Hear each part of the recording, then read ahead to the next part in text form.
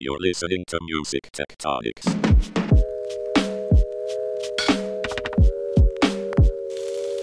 Yo, what's up, people? How you doing? My little mic can't hear you. How you doing? This might be the only time you see somebody with a microphone that doesn't amplify anything in a presentation like this. Welcome to Music Tectonics. I'm your host, Dmitri Vietze. I'm the founder and CEO of Rock, Paper, Scissors. We are a music tech PR firm based in Bloomington, Indiana, the music tech capital of rural America. The reason I'm recording is because I have a podcast called Music Tectonics, so the folks in the live audience here might not know that I have a podcast. Anyone ever hear the podcast? Well, some of you have been on the podcast, so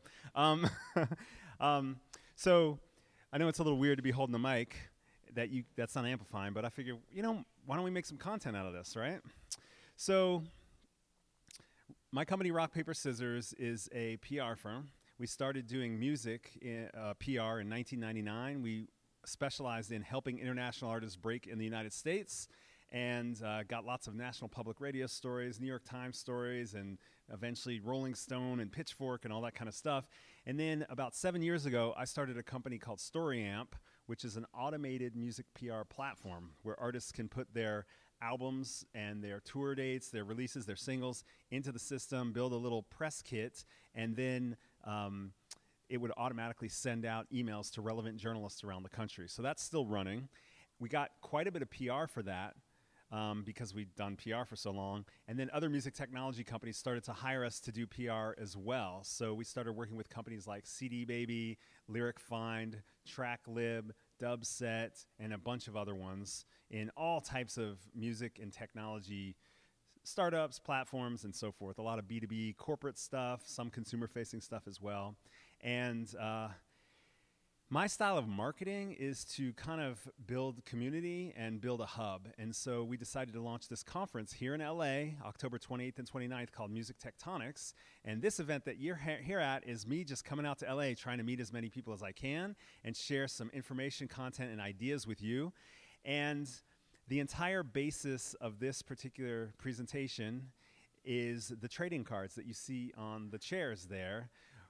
We developed a set of 18 trading cards, hired an illustrator and a designer that are all about the seismic shifts in the music industry as a result of innovation and technology. And so each trading card has kind of a 10,000-foot view on some seismic shift that's changing in music.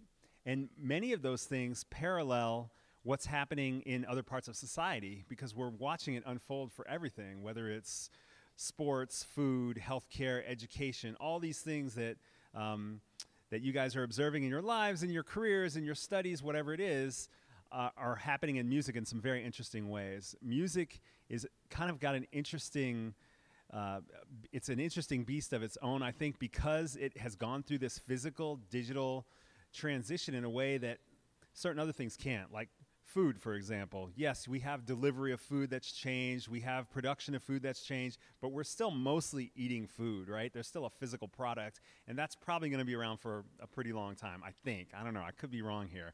Or transportation. Yes, things have changed quite a bit from here to there in terms of how you access transportation, energy efficiencies, and so forth, but we don't have hyperspace yet, right? You don't just step into something and have yourself appear somewhere else. There's still this physical component to it.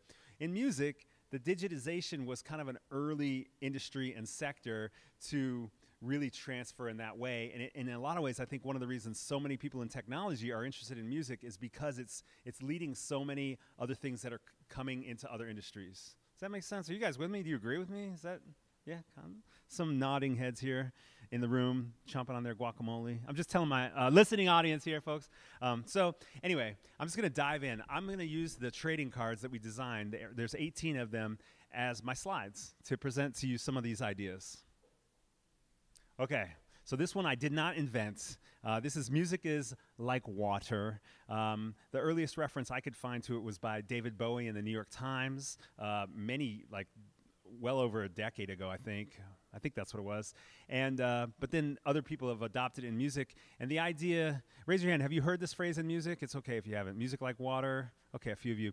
The idea is that as we switch from physical recordings of music to digital, and to subscription model, it's kind of like a utility. Like you pay your water bill, you turn it on, you get as much water as you want. It's the same if you look at like a Spotify. You pay your monthly bill, and you can access so much music, more music than you want. In fact, it's like a fire hose. It should be like music is like fire hose is what it should be, because you can have so much music that you almost start to not care about it in a way that you don't put a value on it, because there's no incremental cost of what you listen to or how much you listen to and so forth.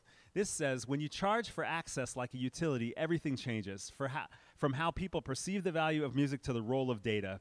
Goodbye albums, hello moods. And what I mean by hello moods is, once you get to this place where music is this liquid, people start to make playlists and that sort of thing, and you stop looking for an artist or an album. You're like, I need music to study to.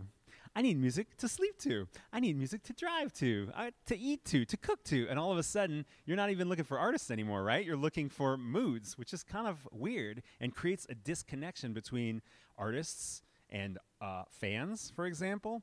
And then you also have all these technology platforms, the utility providers. What is their relationship to creativity, to creators, to creation, to rights holders? It shifts the whole dynamic. Are you with me? All right, cool. So the other thing you'll notice about these trading cards is here it says elements. There's different categories of these trading cards. We're in the elements section. There are 3 cards in that. Music like water. And the next one is music like air. And I think I invented this one, but who knows? And, it's totally just like playing off this idea of the metaphor of the elements. But music like air, represented on a trading card by a kite, is, to me, you had to have a physical way of interacting with music. It wasn't just the physicality of the CD, but also the physicality of the radio button. The radio button is one of the most simple, sticky forms of technology that anything is seen, but certainly music, because you get in your car and what do? You press one button, you're good to go. You get music delivered to you instantly. Now we got the streaming apps on our phones and so forth, and you're really engaging with the tactile aspect. And how many times do you have to punch to get to that song that you want, right? Or to build a playlist. You're like, boom, boom, boom, boom, boom, doing all these things. Yeah, it's so great, I got everything, da-da-da-da. But really, like, you're constantly, like, twitching, basically. Like, if you didn't have a phone, you'd just be, like, twitching, literally. But the idea here is first physical recordings disappeared, now physical interfaces disappear. Hello access, goodbye liner notes. So each of these is like a lens. You just put it on and you look at the music industry through it. And like I said, you could look at other industries or sectors through it as well. But this lens is, okay, so now I've got access to everything because of music like water. And now I don't even have to touch anything or see anything to get music. You talk to the air. Music is like air. You just say, hey Siri, Alexa, Google, Apple, whatever you are, play music to cook a burrito dinner to. And all of a sudden, music comes on. So what happens when you don't even have that physical contact? So first we talked about this kind of disconnection between creators and audiences. Now we're not even touching the stuff. We're not even looking at the stuff. What is our brain doing? Yes, that's great. We can hear it, right? We can interact in a way that feels like less tension, less resistance, because we're literally just like walking around doing all the important stuff, checking our Instagram and talking to our Alexa or whatever. But then you still have this disconnection of the information as well, right? Goodbye liner notes. How do you get the biography of these artists? How do you get the lyrics? How do you interact with the artist on that level as well? That stuff is all gone too. Is this a good pace? Are you guys with me? I'm just throwing shit out here, So I'm very informal, by the way. So if people have comments or questions or whatever, I might come over and hold my mic up, but feel free to like jump in here anytime. Okay, I'm going to bring my mic over for my podcast audience. Come on, podcast audience. You want to introduce yourself? Hey, everyone. I'm Danny. I work at BMAT. We're a music tech company headquartered in Barcelona. I'm our rep here in the States. I just wanted to mention that I was reading this really interesting book called Spotify Teardown. It came out earlier this year. It's quite academic. It's kind of like a scientific study of the way Spotify works, sort of treating it like a black box, and let's see what happens with the outputs of Spotify if we change the inputs. And you were talking about access, and they talk about how, I guess it goes more in line with the water metaphor than the air metaphor, but they say, okay, if someone's giving you music for free, in exchange for ads. There's this whole, you know, if you're not paying for the product, then you're the product kind of thing. Where am I going with this? And they say that Spotify is switching from selling access to music listeners to selling music listeners context to advertisers. So it's not even the age of access anymore. In a way, it's the age of context, where they're giving you all these mood playlists, like music to work out to, music to cook to, music to drive to. Not so much because, well, in part because they want to give you a great experience, but also because they want to know what you're doing so that they can sell your context to the advertisers in better detail. Really good point, and we're going to get to some of that in some of the other trading cards. I'm glad you brought that up. Let's get through the next element card. Music is like fire. I like saying it like that. Do you like it when I say it like that? Before, you could find music on the radio, at the record store, or on a jukebox. Now you find music everywhere. TV, film, video games, videos. Hello, UGC. Goodbye, silos. UGC is user-generated content. That's like YouTube stuff, TikTok stuff, Quora, Craigslist, like, you know, any of that stuff that's coming from the masses and just getting just shoveled into the cloud. It's a cloud of shoveled stuff. But to me, this is kind of interesting because the other thing, so some of that stuff I talked about water from a fan perspective is actually great because you're like, wow, I can listen to everything. Air, also great because like you take away some of this resistance. Other things are challenging about those things. Music like fire is, to me, really great. And the reason it's really like wildfire. It used to be you would get music in these little categories and silos, and that was pretty much it. And now that it's been turned into this liquid and cloud air-like form, it's able to transfer it to a lot of different spaces in society. That's my opinion anyway. And so all of a sudden you have IKEA putting out a lamp that plays music. Did you know that? They partnered with Sonos to make a lamp. We actually found a barbecue grill that has music. I don't even know why or what, but it exists. But you know, obviously the video game thing's kind of interesting. You know, if you think about what music sounded like in video games when they first really started to emerge, there was very specific technical opportunity for what that would sound like, limitations that now some people like that retro sound. But now it's like you can go in a video game and turn on the radio inside a video game and play your playlists. And there's just so many ways in which music is taking over all these things. On the one hand, that's pretty interesting because there's new opportunities for creators and rights holders, record labels, publishers, and artists. And on the other hand, how do you track all the uses of music once you have music like fire? How do you make sure that people who created this stuff are getting paid? And how do you do the accounting for it? How do you do the all the bookkeeping for it? And even just the payments alone?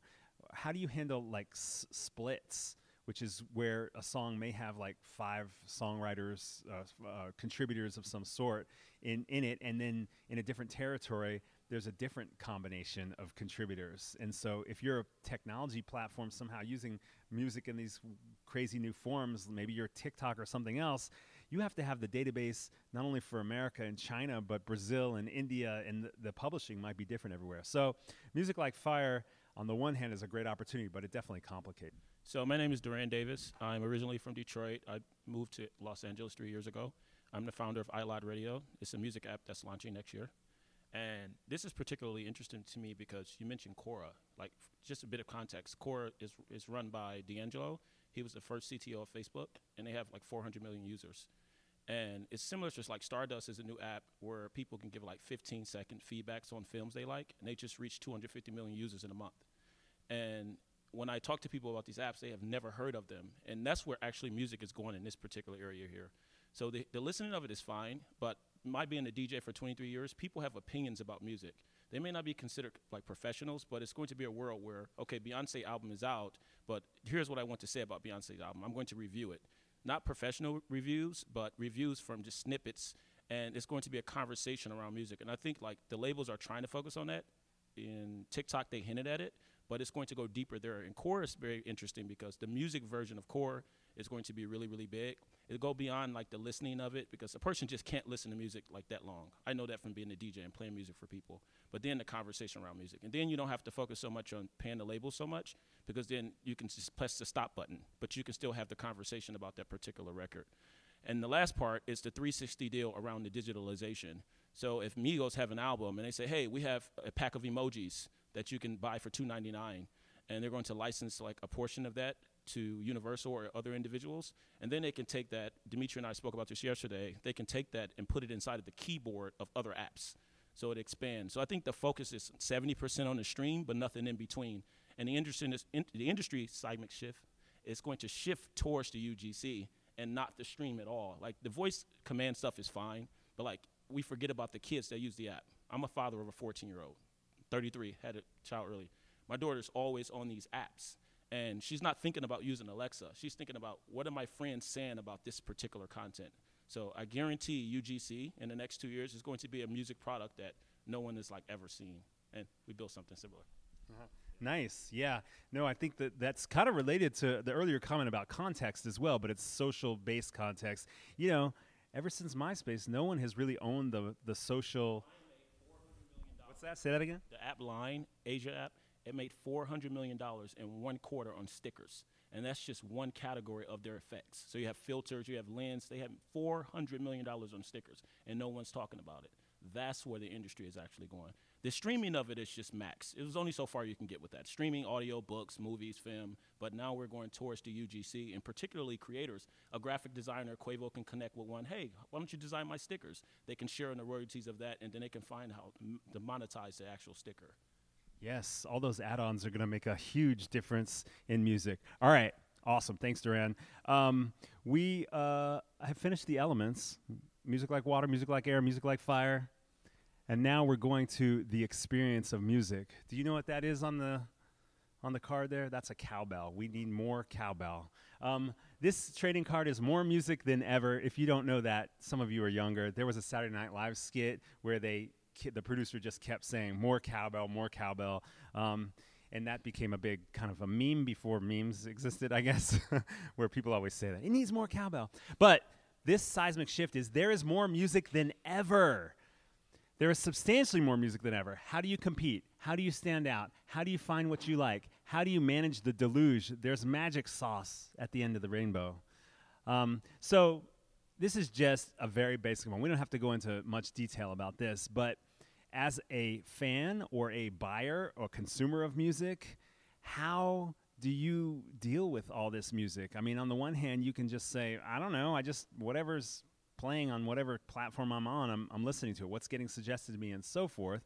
As a creator or a record label or a marketer, there's just so much out there, or even a streaming service, a retailer of any sort. How do you help people find stuff? Is it important to push all the mainstream big stuff, even though there's all this other content? Or is it important to help the little guys that have great potential to rise to the top, whether it's rising to the top to give them an opportunity, or maybe it's more of an A&R role where you're seeing the diamond in the rough and actually polishing it and things like that. But to me, this is a seismic shift. People talk about the streaming services being the thing that really changed the music industry. They don't pay enough and so forth. To me, the fact that there's so much music out there is at least as big of a factor. And some of our other seismic shifts talk about why.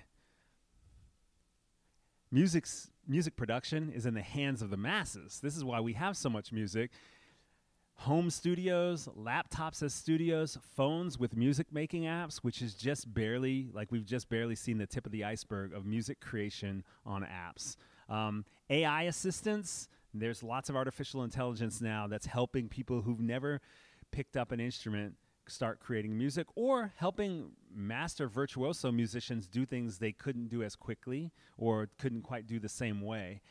Making music is easier, faster, and cheaper. And this, to me, I think is one of the hugest seismic shifts in music, but it's also in society. Like I said, all of these seismic shifts parallel things happening in other other verticals. I mean, if you look at like food, for example, food trucks. Food trucks are like one of the food versions of this, or incubators. There's incubators for kitchens and cooking and recipes and cookbooks and all this kind of stuff as well. It's happening everywhere. Everyone's creating new stuff. And, you know, that sounds like kind of an obvious thing to say, right? It's like, well, we've got these phones that have cameras and microphones, and, you know, we can find all these things. You can watch YouTube videos on how to fix our dishwasher. Next thing you know, we're building a robot or something. You know, there's all these things, these little computer chips that are cheaper and accessible, and people are making all sorts of cool stuff. But I think it's actually leads to another set of our cards, which are power shifts that we'll talk about. But I think it's something to note that's shifting in the music industry, and I think there's opportunities there. We're seeing a lot of new platforms pop up that are specifically for this vast array of musical creators. And I'm not just talking about distributors. There's creation platforms, there's beat making, there's meet your producers, find a vocalist type of thing as well, that's changing the entire ecosystem of how music's getting created. And honestly, the music trades are not talking about it. The trade magazines, they're not, there's like this separate economy that's rising up because of this. It's a totally separate economy. I'm gonna bring the mic over, and I'd love for you to introduce yourself. Hey, my name's Jess. I'm a Brit from London. I used to work for Native Instruments, so I've seen firsthand this shift in kind of going your bedroom, kind of DJ. But I did notice, so I'm a UX designer, so I spent time with our users figuring out what they're doing, but there seems to be this two groups. There's the kind of audiophile, like production specialist that's been doing it maybe 3 years plus, but there's also this entry level person who's just trying to like use music as a creative release. And I think if we maybe look at it from they're very different kind of groups. So I think kind of grouping it's a big barrier to entry sometimes, music production, but if we can, you know, be targeted to like who we're focusing on, it's kind of interesting. So anyway, just fine. I think that's an amazing comment, and so cool to have a user experience person in the room thinking about. That's the thing. These are just lenses. Whatever your specialty is, whatever aspect of the music industry or tech industry or not that you're in, or studies or whatever, you put on these lenses, and whatever your particular sector is, it just gives you a chance, another way to kind of reflect on it, look at it from another angle. And it's so interesting with your experience from Native Instruments, which has got quite a bit of ubiquity in the music creation space. And at the same time, there's these startups with little apps that you literally open them up, and there's some buttons, and you're like, I don't know what to do. You start pressing them, and before you know it, you're looping beats, you're adding vocals, or maybe you're collaborating with somebody else on the platform, and all of a sudden you're like, I didn't do anything, and all of a sudden I've got half a song going here. So it's super interesting. Yes, introduce yourself. Hey, it's Chris from The Rattle. I'm not going to bore anybody with what The Rattle is, but like the most powerful tool in art is a pencil, right? So the most powerful tool in music is your voice. And like this particular point about music production, tools for music production, and I know Native Instruments very well. There's one of my favorite tools that's been created is called the Doubler by a company called Voclia, an early startup in London. And they've been able to basically turn your voice into a musical pencil, where you can just start going like, and it will go, oh, you mean a drum kit? And it just creates in your DAW an actual drum track. And then you start going, and it's like, oh, you mean a trumpet? And then it starts layering down a trumpet. Obviously, I don't sound like a trumpet, I sound like a goon. But these kind of tools now are you need to get down to the quickest mechanism of translating your brain to that speaker, and just like the way the pencil did from your brain to that paper. And that to me is when we've hit the true magic point, and we're almost there. You would think we were in London or something. We're really in Los Angeles, guys. It's interesting, though. This does create another interesting problem. If you've dedicated your entire life to developing a specialty in composing or creating music, arranging music, recording it really well, like there's a mastery. It's not like this podcast with this microphone I have here where I'm just talking into it, like all the stuff that goes into that. And all of a sudden, turns out that Lil Nas X shows up and rents a beat somewhere, licenses a beat off of a platform, and does this thing and builds a meme, and all of a sudden you're like, but how old is this dude? Man, I've been working on this for 20 years, you know? That's another side of this, is artists being threatened by this. And the funny thing is, artists were also threatened by DJs. When DJs became artists, they weren't just, what are you doing with that equipment? And it became like a full artistry. Now DJs sometimes feel threatened by artificial intelligence and some of the other apps as well, which is kind of interesting. So you see these generational things with technology, and to me it's just part of the same narrative. Music's in the hands of the masses. Music production's in the hands of the masses. So still going on the experience of music, music is competing with everything. And this is something that I think was especially noticeable about, I don't know, 6 years ago, 8 years ago, when the industry was at rock bottom and trying to figure out what's going to happen, even before you even heard of Spotify or anything like that, or even before iTunes took off would be another moment where you're like, everybody seems to be playing this game called Farmville on Facebook.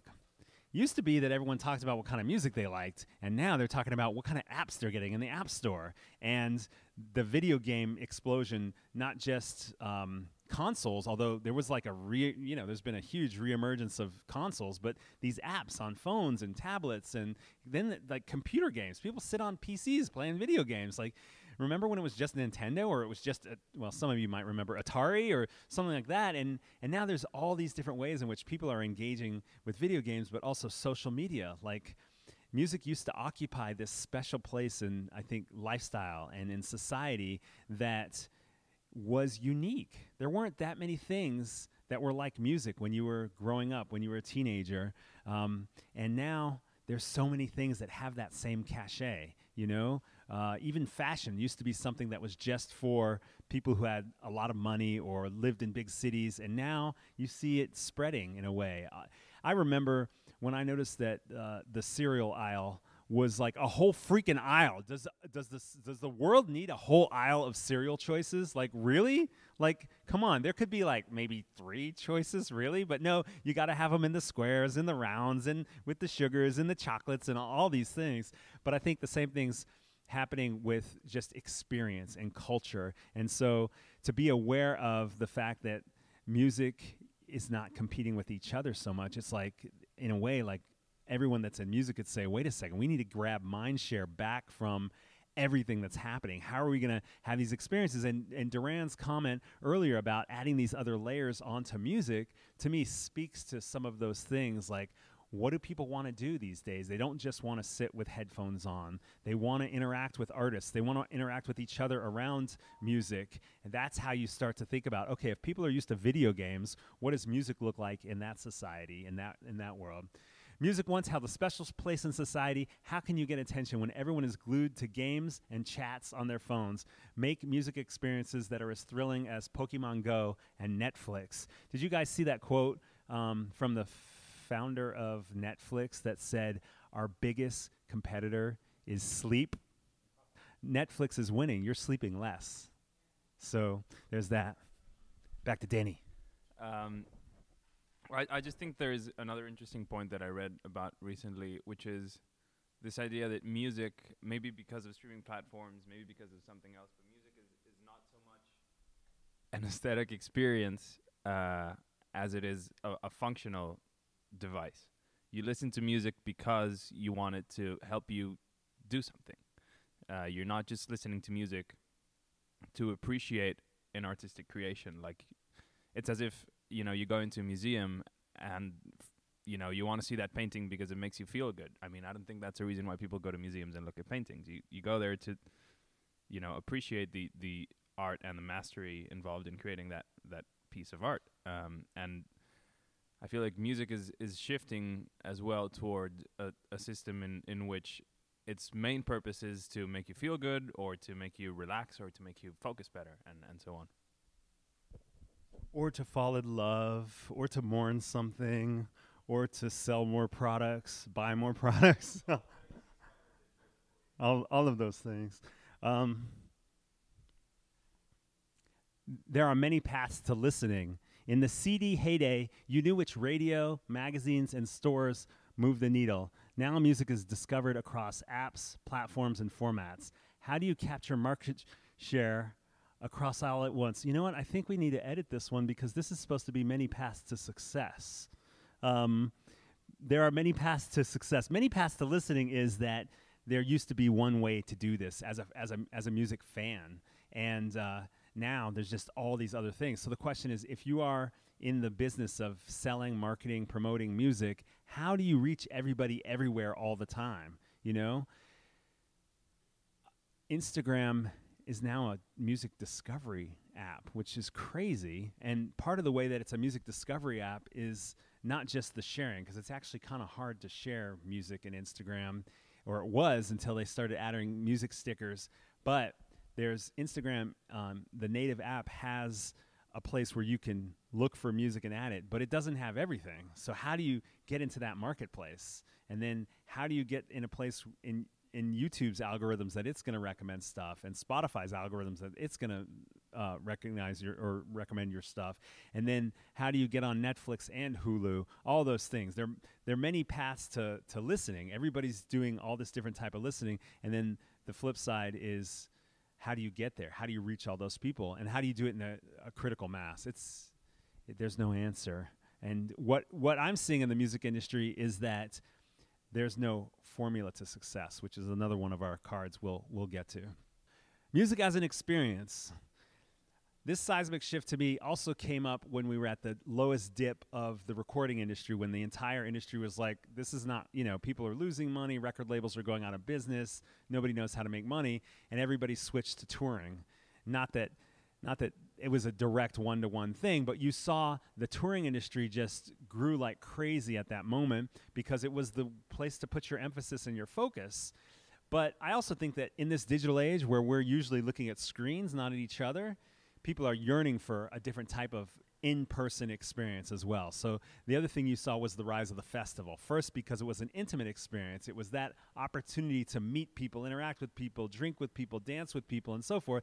And then eventually it became these headlining festivals with these huge acts. And then it reached like a post-Woodstock level where everybody got the chance to experience that with a mass crowd. It was like a city of music is what it ended up being. So to me, music-like experience first emerged with the live music scene, but I think you also see it in other ways, like augmented reality, virtual reality as well. It's no longer just a listening experience. It can be a full body experience that can also have a technological implication too. Digital screens 24/7 leave people yearning for real experiences.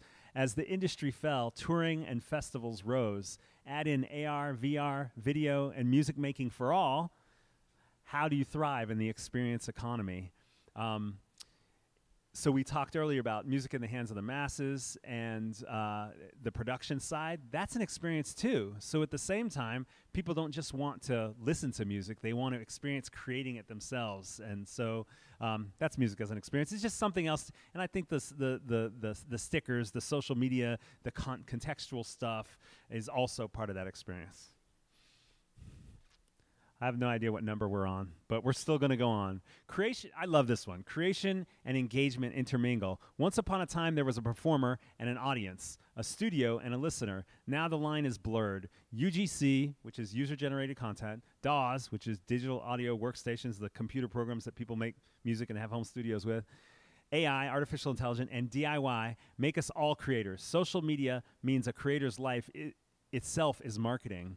So to me, like TikTok's a great example of this to me. You have the opportunity to create music, but then you're interacting with everybody that are constantly remixing and recreating it as well. I think I'm going to fly through the rest of these and just open this up to discussion and then networking as well. Does that sound good? Does that sound bad? Does that sound whatever? Okay, whatever. This one's crazy. Humpty Dumpty is together again. So my sense is the industry fell entirely apart when things went digital. Does everybody know Humpty Dumpty? Humpty Dumpty sat on a wall. Humpty Dumpty had a big fall. All the king's horses and all the king's men and women, we assume, couldn't put Humpty together again. It fell apart completely, and now we're kind of gluing it back piece by piece. And new things are emerging as a result of this new construction. New music uses emerge. These become problems, then revenue streams, then systems to solve. What I mean is stuff that you couldn't do with physical music, you now can do. Let's take lyrics, for example. after liner notes disappeared, I don't know if you know what those are. Some of you are younger, but CDs used to come with little booklets, and inside the booklets were pictures and liner notes and descriptions and credits and producers. And once everything went digital, a lot of that information just disappeared from the world for a while. And these illegal lyric websites started popping up, and the reason they were illegal is because there was intellectual property. They were putting advertising on those websites or apps, and the people who wrote those songs were not getting anything, but they were making money off of it as well. So that's a new use of lyrics. So the first step, we say, it becomes a problem. Because then people are like, wait a second, what's going on? This is our intellectual property. People are enjoying this in a way and making money off of it without the people who made the compositions or collecting the money on that. The songs can't anymore. So, but then different companies came along. One of them we worked with called Lyric Find, figured out a way to to deliver lyrics, correct the lyrics that are out there in the world, deliver them to the different services, the websites and so forth, and then track how many times it was viewed and charge whoever is making money off of it and pay it back to the rights holders. So then you have a new revenue stream that comes out of it and a new system to solve all that as well. And that's just one example. You can see the same thing in DJ culture. There's a company called Dubset that we worked with that are now licensing mixes and remixes, which before they came along were getting uploaded to the SoundClouds and the Mixclouds of the world. And now there's an actual system coming into play to figure out how to make sure that the revenues are distributed to the rights holders and things like that. And you'll see this with all sorts of stuff. Now there's these stems apps. In music, you have stems, which are like the different voices in a recording. The voice is one stem, the bass, the drums, the keyboards, the guitar. Well, now there's these different apps that allow you to interact with a song by like remixing it on the spot, possibly with just like an iPhone or an iPad, a tablet, or something like that. So now we have to figure out, okay, how do you monetize that? What are the systems to put that into place? So that's where Humpty Dumpty, like now that we've got this very granular structure to how music is delivered and, quote, consumed, all these other things pop up, and the systems have to be solved, and it just looks very different than the previous industry, the previous music industry. I said I was going to fly through these. I apparently can't. And here's one that's all about speed. Uses outpace systems. Music uses will remain faster than systems. So these are the kind of stuff that I was just talking about. This is just the factor, the lens through which the systems can't keep up with it. There's no easy way to future-proof what's going on in the music industry because you can't predict what's going to happen next. You didn't predict Vine. You didn't predict TikTok. All these things are just popping up. When music is in the hands of the masses, laws, databases, and procedures can only play catch-up. No system will predict future uses of music, and agility wins. Music is being sliced into smaller and smaller pieces. We went from albums to singles to samples, right? People used to buy albums, then they bought singles. Now people are just using little samples in their videos. And then, like I said, slice it the other way, and you get stems. We went from liner notes to lyric websites to bits of metadata. Now there's just little things that are floating out there in the internet about a song. Who is the bass player? Well, you have to research it, find it someplace else. Who are the rights holders? Annual checks became penny fractions. That's the other thing. At the same time that the format of music was shifting and getting sliced, the monetization payouts was also getting sliced as well. So the question is, how do you make those big fat checks when you're getting micro pennies? Are you guys still with me? All right. Data everywhere. Now, all of these factors that we've been talking about now have impact on how much data is out there. It's the lyrics we were talking about. It's other metadata, credits, and so forth, but also royalty payments to handle all the types of, if you're paying micro pennies to millions of listeners among hundreds of thousands of creators and rights holders, how do you manage all of that data, whether it's about the songwriters, the publishers, rights holders, or the listeners, or let alone just playlists? And then earlier, the comment about selling the context rather than the music. There's all this marketing opportunity that also has this data pathway that's a big knot as well. So much opportunity, so many knots. What will you do with it? So some of these cards are really a kind of a call to action. What will you do with it? I guess that's not really a call to action. It's a call to think about it. That's like the opposite of action. So before we talked about there's no single path to listening, there's also no single path to success. There was once a release formula: radio, ads, retail. Now anything goes. Playlists, Instagram, TikTok, SoundCloud, Patreon, which is a micro patronage website where you can pay a monthly fee to support a creator of some sort. Sync, meaning synchronization in film and TV, video games, PR, brand deals, tours. There's so many things, and I think the new formula in the music industry is that there's no single formula, and that's what this is about. Many paths to success. We're in the power shifts section of the trading cards. The gates are broken. The industry of yesterday was a funnel built for making hits. Now, artists can leapfrog decision makers and reach mass audiences directly or build the niche of their dreams.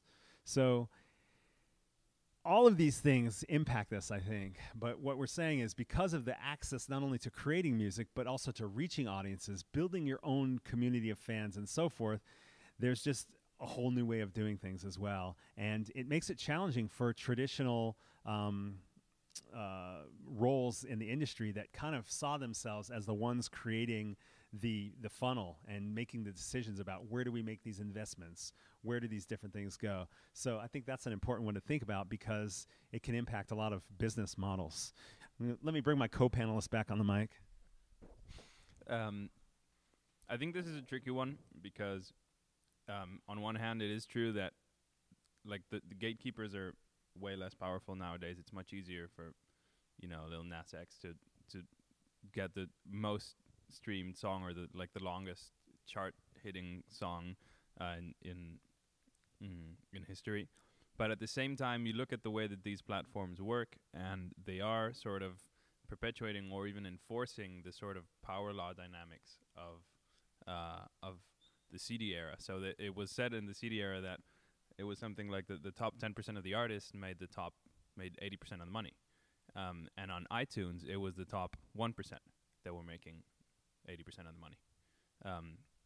So even if access to creation and access to audience is way better for the creators now, it somehow, I don't know if it's because of the way that, Spotify directs you to these playlists or whatever, the top N% are still way better off, and even better off than in the CD era. I think there's probably an informal economy as well that's not measured, and so sometimes it's hard to see what's going on. So, but good point.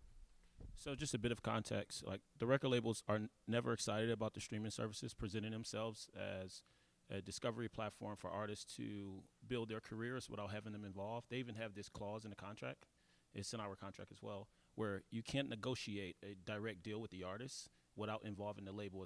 So it's like first right of refusal for artists or something of that nature. And hence why Spotify just took away the ability to upload your content. Apple can't because they have $250 billion on cash flow. So it still boils down to the hit. Now, the power is within the artist. So when a new artist produce a record, so maybe a lot of people on Instagram like it, but it's really about if Meek Mill listened to that T Grizzly record and then he contact him directly. So it's like, all right, before you put this record out, let me add my verse on it and remix it. And then once Meek likes the record, then Fabulous likes the artist as well. Then he's meeting Jay-Z. So the power has always been in with the artist. And what he mentioned is the Pareto's distribution. That's society in general. It's always going to be the least amount of people represent the total outcome. That's in everything. That's like school. It was always like 2 smart people and everyone else is partial. So the idea is that it's always going to be with the artist. So whether you have TikTok and all that, if the in-group people, the society don't accept you, you won't blow. So even with the kid with the country record, it was because the industry said, that's our next guy. But the streaming services they're not going to be able to push the artist directly because of the clause inside of the contract. So it's like some back-end information. All right, cool. We're going to keep jumping through these cards here. So this is related to what you were just talking about and about the last one. These are power shifts. Self-driving artists change everything. You could say DIY artists. I heard Mark Mulligan, who I mentioned before from Media, say self-empowered artists. But artists now create music and build fan bases without permission. That's like the gates are broken. We just talked about that. Niches and hybrids emerge. Indie catalogs grow and the balance of power shifts towards artists. Now, some of you say maybe that's not true, but I think that it's changing the conversations with record labels, with managers, with booking agents, with festivals. When you build enough on your own, you feel empowered to not have to settle for the deal, the traditional deal. You might look into the contract a little bit differently. You know, some people will hold on to whatever the traditional kind of arrangements were, but I do think this is having an impact across the entire industry, and it's going to continue to do so. And, you know, the other thing about some of these things in the music tech world, when you're thinking about opportunities for startups, apps, companies, is how do you serve this up-and-coming generation of artists who are already educated around certain things, around publishing and rights and record deals, and also how do you serve them for the opportunity for some of the stuff we talked about, music creation, collaboration, that sort of thing. But I think it's tricky because if you're serving the long tail of artists who are just trying to eke it out, trying to make a living, if they're the basis of how you're going to make your platform or your app work, you have to treat them like entrepreneurs. You can't just assume they're going to start paying you a monthly fee, and that's going to, oh, there's 700,000 independent artists, or there's 1 million independent artists. Those are my customers. I know from direct experience. So I think this might be, we're getting towards the end here. Music is more global than ever. Crazy. We talked about all this stuff, and you could have been thinking about Los Angeles or the United States that entire time, or you could be thinking about the whole world. Everywhere is listening to everyone. Released music is global music. What I mean by that is people used to release music by country. You'd be like, this is the American release date. This is the French release date. This is the Japanese release date. The internet kind of changed that, so released music is global music. Music providers and tastemakers can be global or regional or both. So then that's the other thing is like sometimes these things pop up that nobody knows about in America, for example, and all of a sudden there's this huge audience base, and then there's an expatriate community maybe that is in America, and all of a sudden you're like, what, K-pop is selling tickets for $200 and they're making hundreds of like $1 million on a show? I don't even know what they're singing about. What's going on here? And all of a sudden it's just, it grew up in one particular place and then it kind of transfers over. Or you have access to data now where you find out you've got, as an artist or a label, you have a fan base someplace you had no idea cared about your stuff that you never could have found if you were just selling physical product. Because A, you probably couldn't have gotten the physical product into all those territories. It's just hard to ship physical stuff. And B, you couldn't track the data when you had physical stuff. You could maybe ask a retailer to show you the receipts of stuff they sold. No, it wasn't going to happen. So music is more global than ever. And you see, you know, here in America, we talk a lot about Spotify, about Apple Music, about Pandora, but there's these streaming services that have zillions of users in, you know, in India or in Brazil or in China, and it's just like a whole new thing that we weren't even exposed to in the previous music industry. And you see things like TikTok, which is a Chinese-owned company here in America with millions of American users as well, which is just, oh God, America now has to think about how the rest of the world felt this whole time that our companies were dominating so many things. So it's kind of an interesting moment to think about that as well. So I think, oh wait, there's more. Oh no, this is the last one, guys. The push to transparency is irreversible.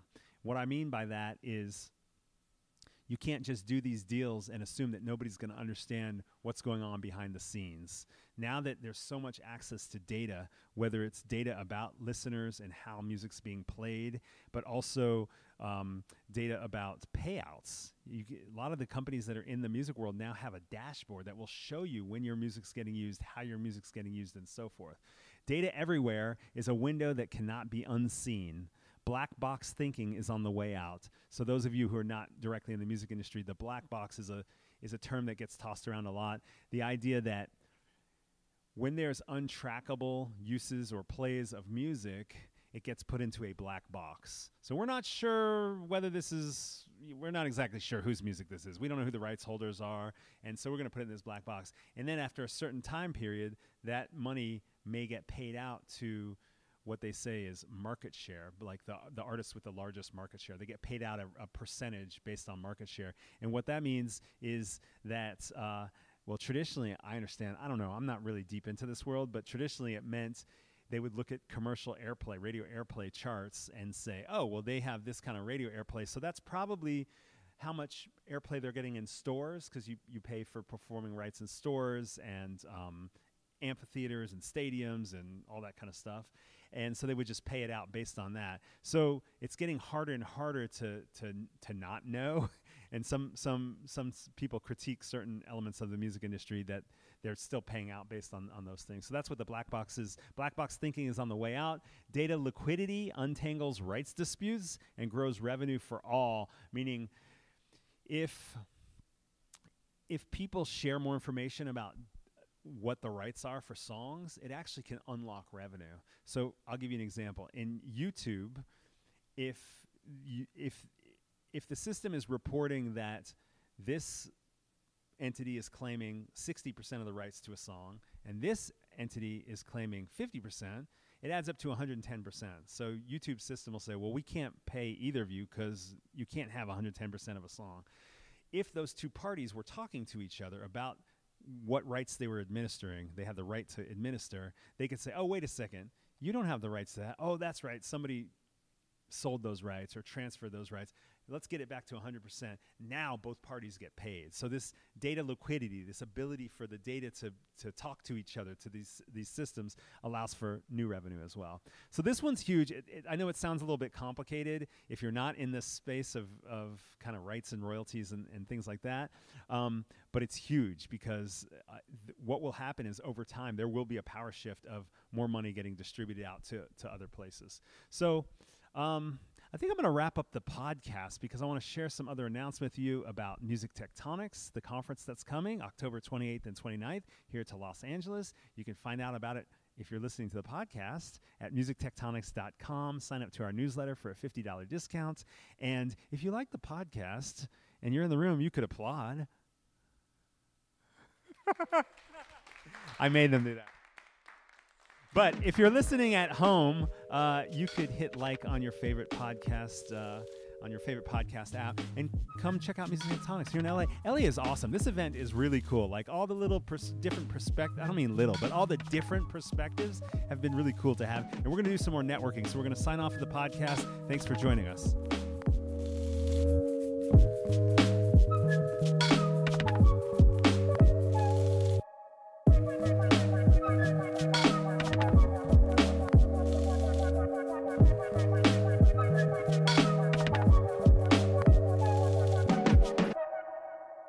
You're listening to Music Tectonics.